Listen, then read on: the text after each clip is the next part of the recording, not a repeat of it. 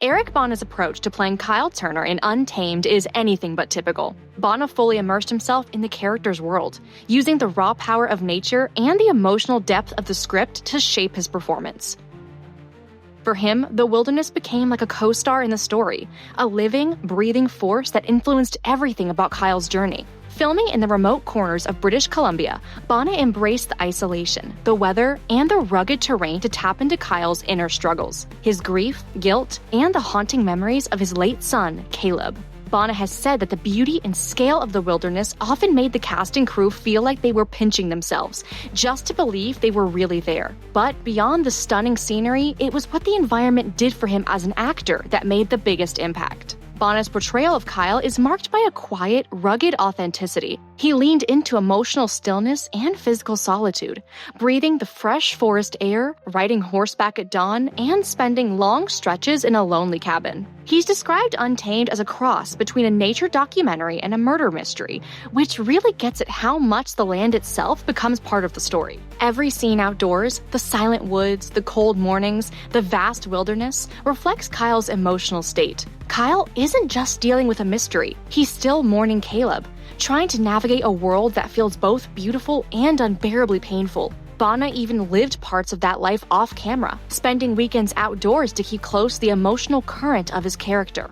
What's unique about Bana's method is how much he surrendered to the environment rather than trying to control it. Weather, wildlife, and natural sounds helped shape his performance. Some scenes were filmed without extras or very modern equipment, which preserved a sense of real solitude and made Kyle's struggles feel lived in, not staged. The wilderness method gave the show a texture that's hard to fake, turning the landscape into an emotional space as much as a physical one. At the same time, Bana's emotional preparation went deep. Kyle Turner is a man carrying a lot of weight. His son is dead, his marriage is over, and now he's caught in a case that drags up all his pain and trauma.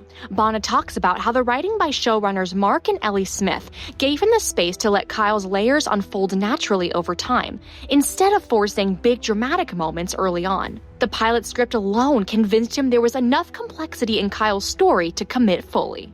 Instead of flashy outbursts, Bana plays Kyle's grief through silence and subtle physicality. You don't see him screaming or breaking down. Instead, it's in the quiet moments, sitting alone by a campfire, standing still in his cabin, or riding a horse through the forest at sunrise. His grief is restrained but intense, and that control makes the emotion hit even harder when it surfaces. It's me, you, and Mommy. The way it used to be. As the story progresses, Kyle's inner turmoil bleeds into what we see on screen. His imagined conversations and hallucinations involving his late son Caleb start off subtle but become central to understanding his fractured mind. Bana didn't treat these scenes like typical flashbacks. Instead, they serve as windows into Kyle's guilt and unresolved trauma, showing how much he still carries inside. Filming the finale was especially intense. When Kyle faces Chief Suitor's tragic confession and suicide, Bana and co-star Sam Neill chose not to over-rehearse. They leaned into the rawness of the moment, reacting naturally and letting the emotion unfold organically. But none of this was supposed to happen. You have to make this right. That instinct to stay present, to avoid polished performances, is a big reason Bana's portrayal feels so human. All of this comes together to make Kyle Turner a character you believe in, and a performance that stays with you long after the credits roll.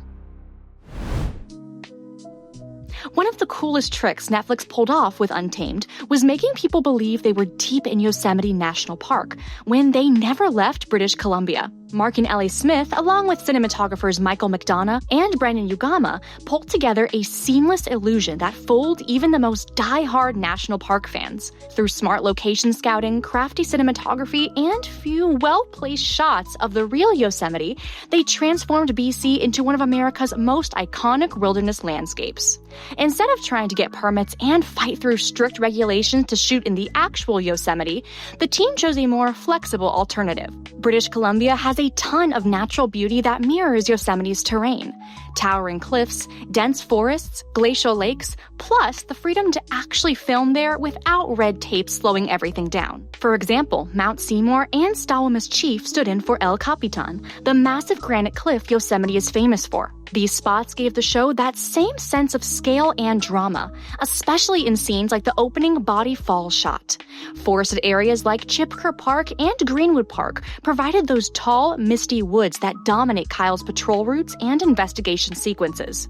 The way the light filters through the trees, paired with heavy underbrush and long tracking shots, creates a moody and very mysterious vibe. Grace Lake played a big role too, serving as the stand-in for Grouse Lake. Its still, eerie surface added to the paranormal tension running through the story. Then there were more grounded spaces. Whistler Olympic Park became the ranger headquarters. Nita Lake Lodge subbed in for an indigenous-themed retreat. And Aloka Farm doubled as an off-grid commune. Even Eagles Hall in Maple Ridge transformed into a rustic community hub. Every place was hand-picked to match the tone and layout of what viewers expect from a remote Yosemite wilderness. What really sells the illusion, though, is the way it's all filmed. The cinematography is immersive, with deep focus shots and sweeping vistas that make nature feel massive and intimate at the same time. I haven't seen this view before, and this is all part of the park?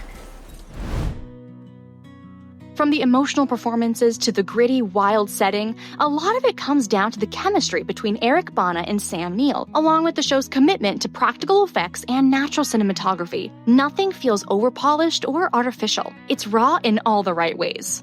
Eric Bana has said more than once that working with Sam Neill was an absolute dream. Even though they hadn't worked together before, there was an immediate ease between them. They had mutual friends and mutual admiration, and that built-in respect translated right onto the screen. If you're stumbling a bit, talk to me, okay?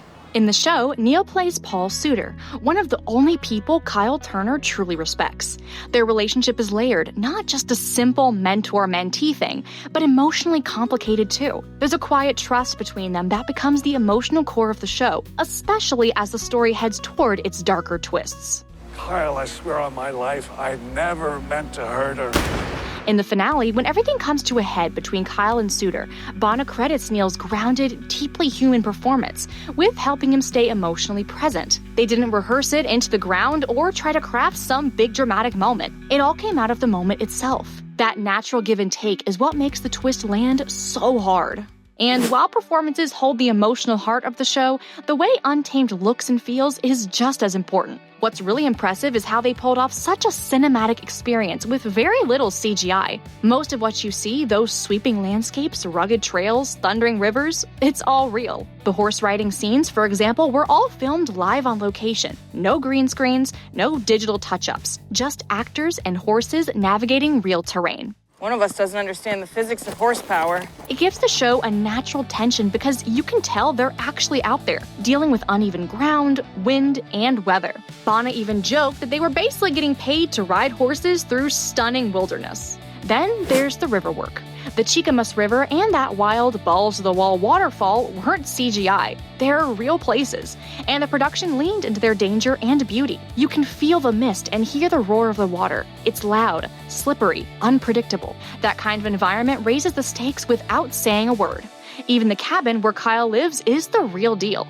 It's an actual historical structure at Murdo Fraser Park. The details, the wood grain, creaky floors, glow of a real firelight make it feel lived in and personal. Cinematographers Michael McDonough and Brendan Ugama shot the whole series with a deep focus style that lets nature breathe.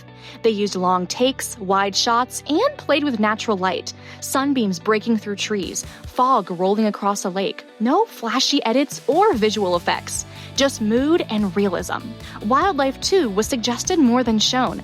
You hear a bear rustle through the trees, but you never see it. That kind of restraint builds suspense better than CGI ever could. All in all, Untamed works so well because it stays honest, emotionally and visually. It trusts the actors, the setting, and the audience to feel it without needing to dress things up. Thanks for watching Collider. We'll see you next time.